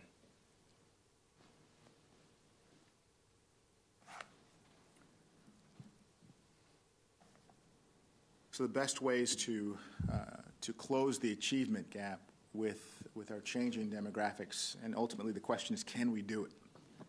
And the answer is simply, yes, we can. And the hard part of that is how and when. Now, the what of that involves, first of all, increasing the level of rigor or cognitive demand that is expected of our students. That means increasing opportunities for students to learn and achieve at higher levels. Formative instructional practices should be a part of our instructional framework. Every day, I should have the opportunity as a student to have no guesswork if an individual who walks into the classroom during an observation to say, hey, little Calvin, tell me what you're learning. Tell me what your teacher's expecting of you today. I should be able to say, I'm expected to identify, reason, collaborate based on those learning targets. When students understand their expectations, when they understand and own their data, those gaps between their knowing and their doing, in other words, the gap between the knowledge that they should acquire and the skills that they should be able to apply, that is the gap that needs to close first. Once that gap closes, and closes high, keep in mind, we're talking about several different gaps that could be closing. If we think about the indicators on the trajectory of a student from pre-K through 12, ultimately, here's where success shows up. First grade or kindergarten, pre-reading skills should be cemented. By 3rd grade, students should be reading on grade level. By 8th grade, students should be proficient in algebra. By 10th grade and 11th grade, students should be proficient in writing based on extracting knowledge and information from nonfiction. When those key performance indicators are met, based on research, based on evidence, there is a predictive analytic that shows those students who are able to do that are going to be more likely than less likely to be on track towards graduation, college, and career readiness. Closing the gap means that we place a data point, or a face, excuse me, on every data point. So every student, we should know at every school in Kent School District, our teachers, our administrators should know every student as an individual and also to know every student as a learner. Where is little Calvin based on his readability inventory? When those data points are closed, the achievement gap can close and be achieved not just low, but those students who are third grade and reading on a first grade reading level, those gaps will be closed. Just as those students who are fifth grade and reading on an eighth grade level, those gaps will also be closed. I do believe it can happen, and if it cannot happen in Kent School District, then it can't happen anywhere. Thank you. Dr. Moyer, what do you think are the best ways Kent School District, with its diverse demographics, can we close the achievement gap under your leadership? Cite some specific strategies or ways. Well, I think that you can, certainly, because in my experience, that's been my passion and commitment, is to focus on improving student achievement. And I know that a lot of superintendents and a lot of school personnel say that, well, we're all about improving student achievement, but I know that there are still, unfortunately, too many people that give lip service to that and don't truly internalize and mean that that's really what we call the moral imperative of our calling as public educators. And when we talk about closing the gap, I try to be very clear. Our operational plan is called Raising the Bar and Closing the Achievement Gap for all students. I mean, so I don't think there can be a clearer statement about what you're about than calling your plan that. But when we talk about it, I think it's very important that we include raising the bar as part of that.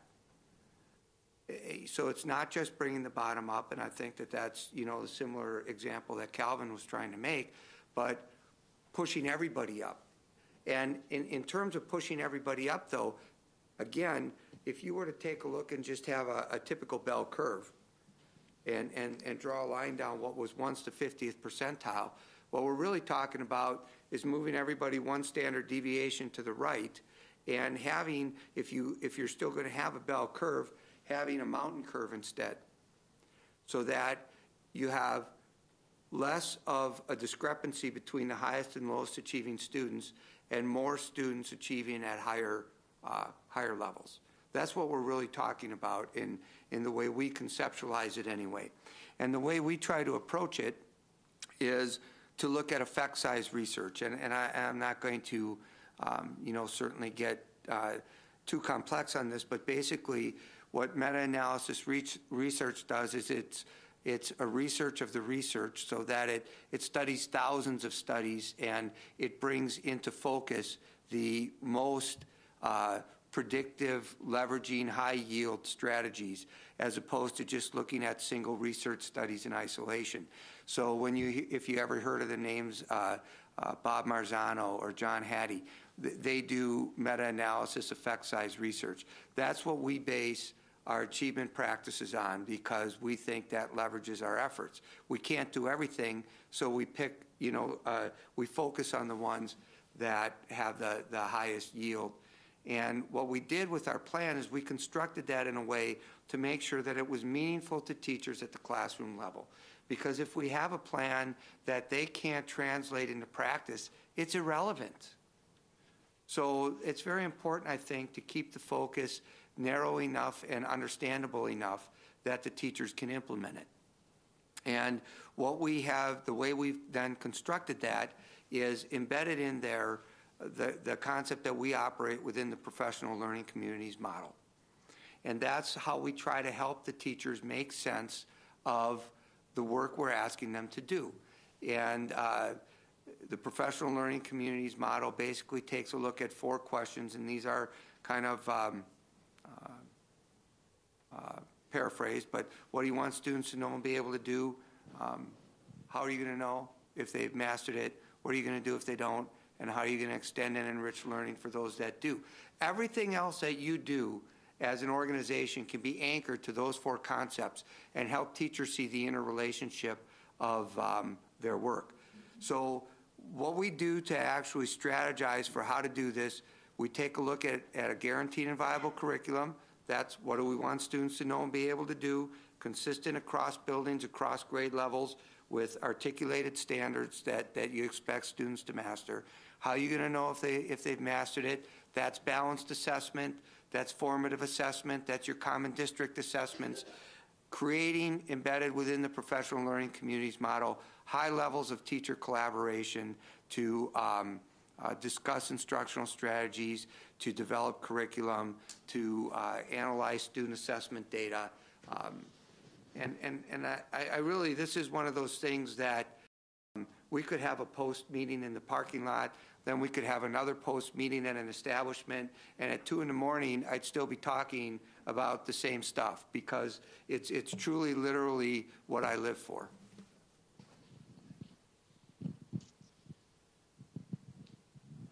Okay, Dr. Moyer, if selected as the Kent School District Superintendent, what would your first 100 days look like?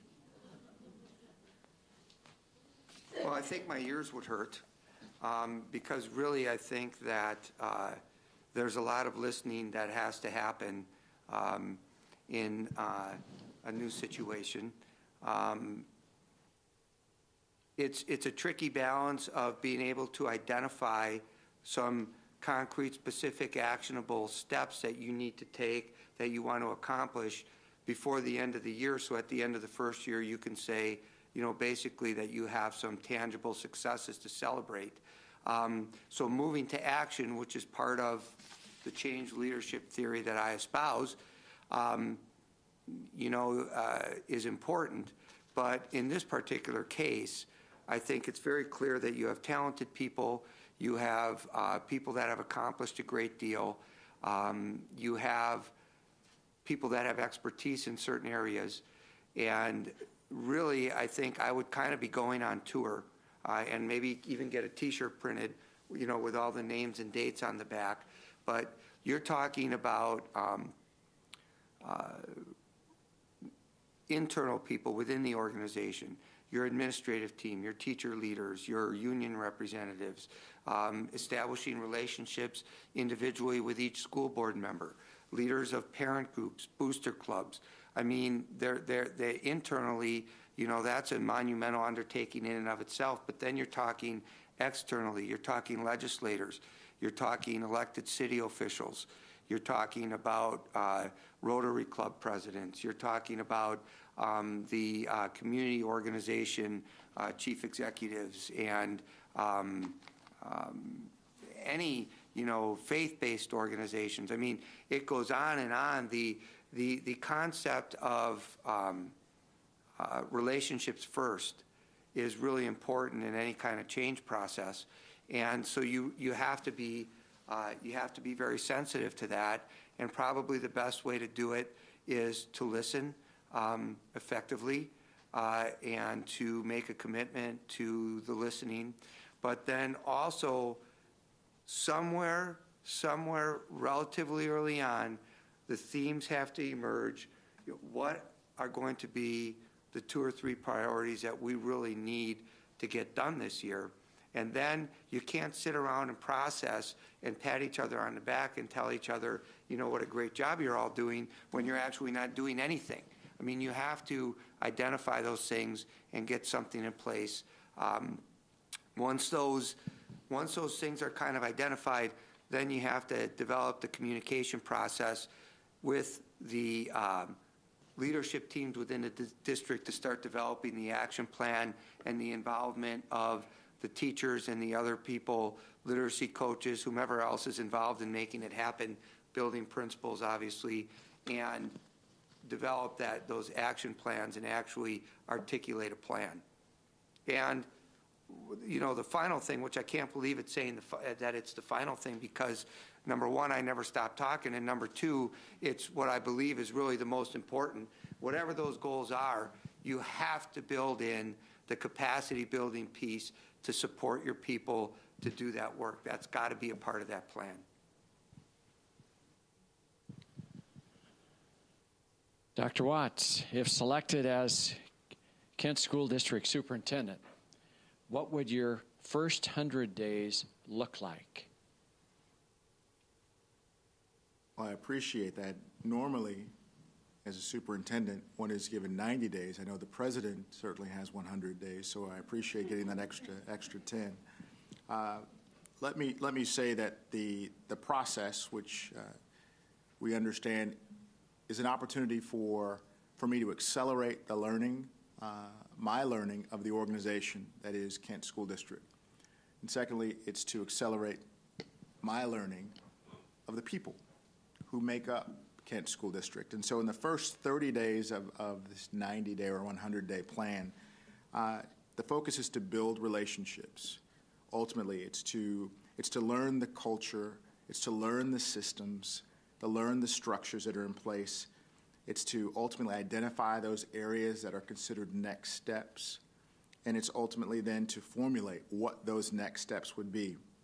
I think we've mentioned the individuals, the collective bodies who would be a part of that conversation, the governing bodies, the parents, the stakeholders within the community, our school-based leaders, our district leaders, certainly the most important team, our board of directors, unless we not forget not only our employee organization leaders, but the media. The media will help in communicating that message because when we talked about earlier, that gap between those community stakeholders who may not be as engaged, the media will help with that process because it would be new, and anything that's new is exciting.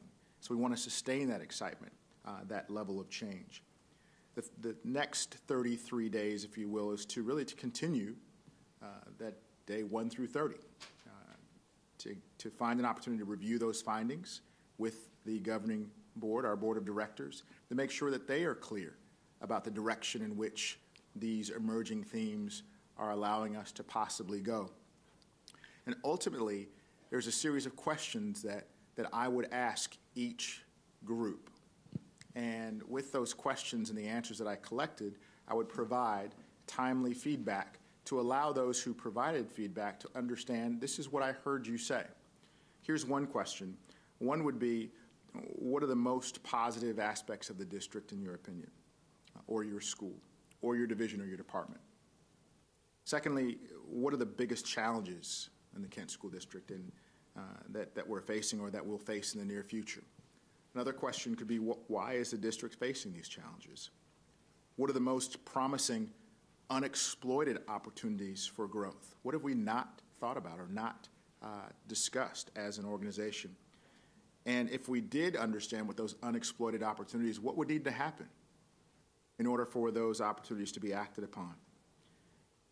And I think a very important question for me to ask each group and individual is, if you were me, so the role reversal, if you were me, what would you focus your attention on? And from those questions, again, that opportunity for communication, feedback loop would be ultimately closed. Decisions would be made about what those next steps are. And that information would inform the strategic plan. It would also inform my own evaluation, because these are then the goals that we will set, that I will be responsible for helping to lead with district team support. Time is running out, and this is your last question.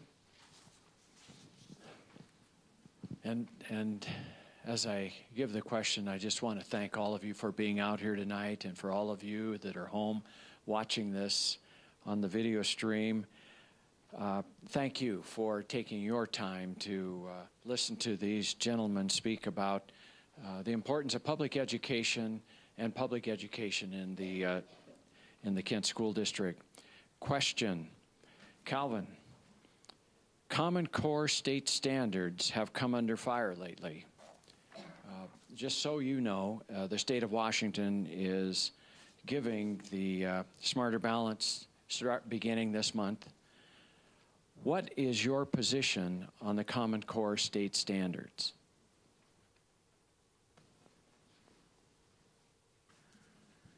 So I was actually a part of the true induction of Common Core state standards when I was sitting in a high school gymnasium in Gwinnett County Public Schools. The Governor's Council representatives gave a kickoff in 2011 with the understanding that Common Core state standards were coming on board. It would be an opportunity for increasing levels of rigor to reduce the depth and breadth of the content standards from an inch wide and a mile deep to really, obviously focusing on more greater depth, fewer standards.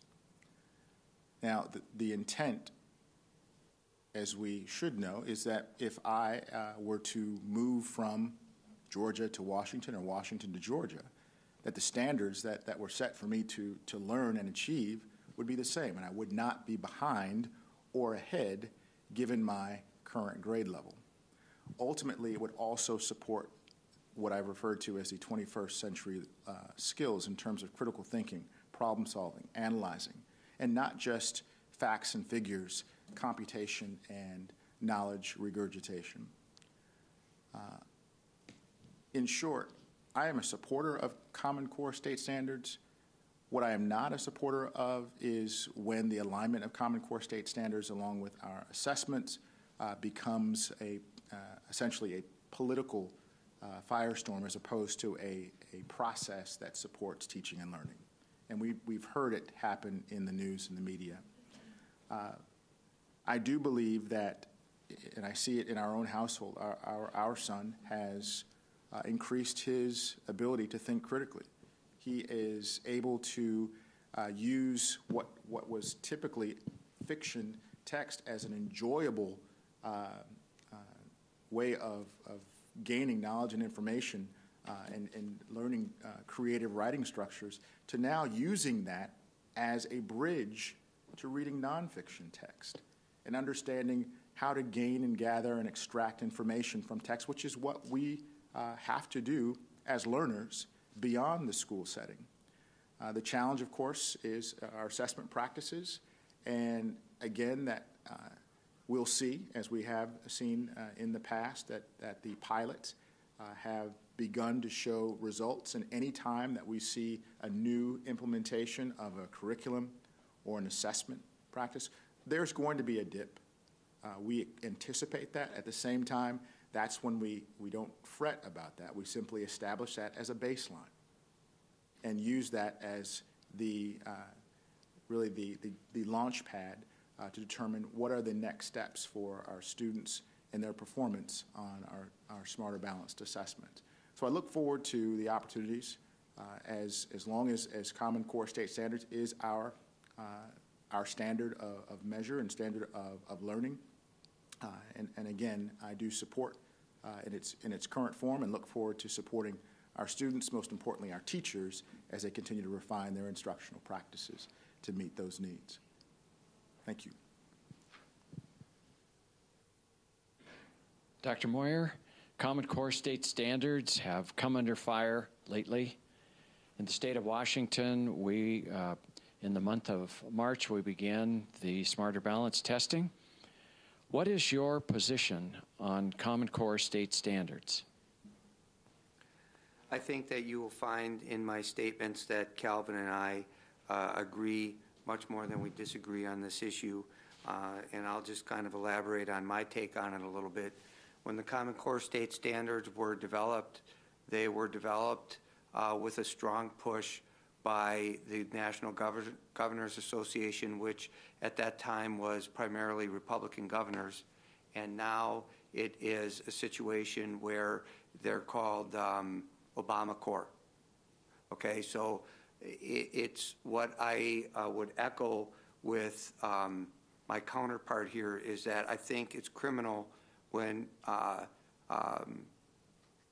people use children as pawns for political purposes.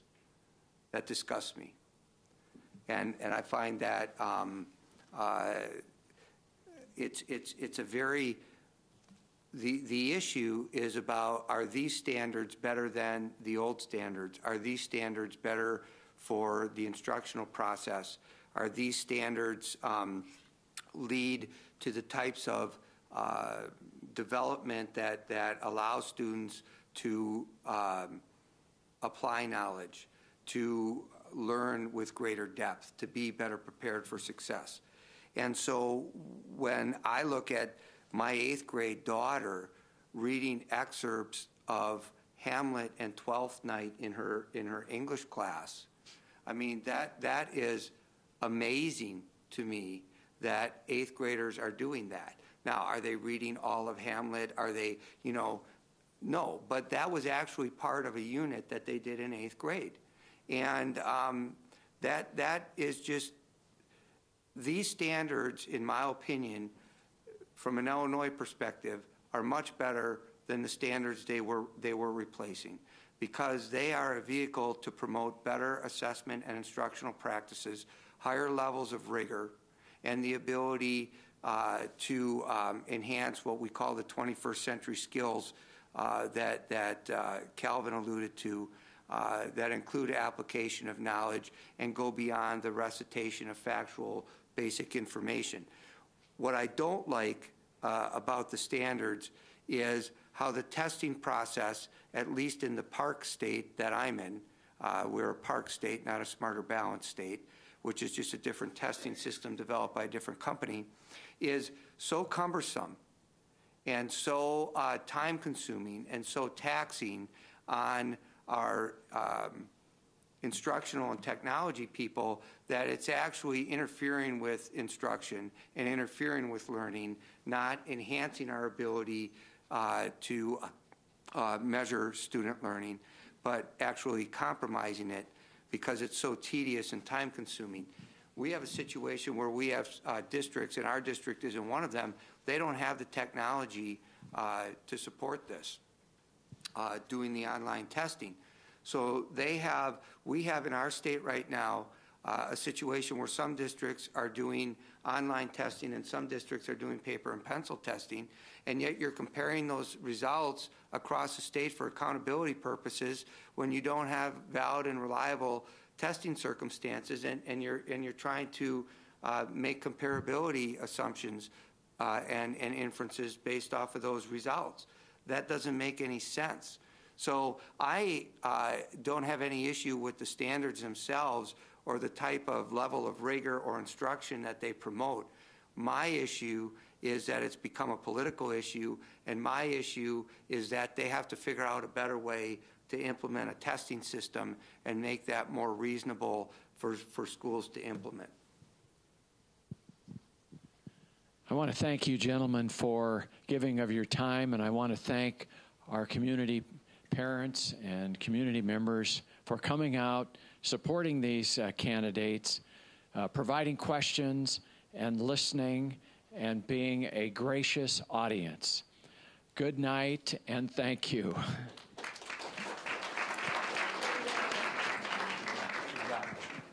Very nice to meet you. Enjoyed it. Yes, indeed.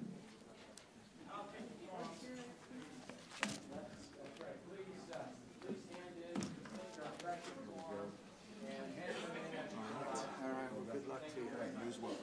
Once again, it's great to meet you. You as well. Very impressed. You as well. You headed back the hotel? I'm going back to the hotel.